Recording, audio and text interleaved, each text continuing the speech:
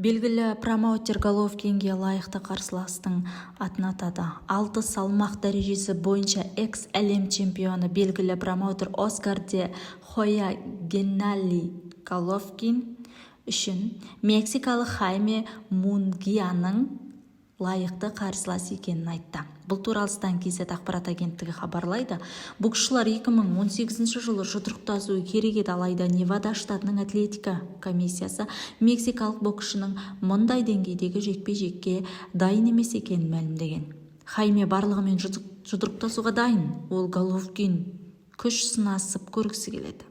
Головкиннің мансабын аяқтады ма жоқ па оны білмеймін, бірақ Мунгия онымен жұдырықтасуға әзір. Неліктен бұл жекпе-жекті ұйымдастырмасқа, деді ол.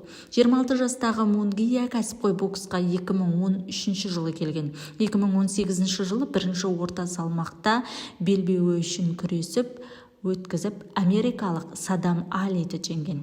Кейін белбеуді 5 рет қорғап орта салмаққа ауысты, дейді ақпарат агенттіктері. Егер де сіздерге осындай соңғы мәліметтер қызықты болатын болса, шынайы ақпарат қажет болатын болса, каналға тіркеліп лайк басып, қоңыраушаны басуды ұмытпаңыздар.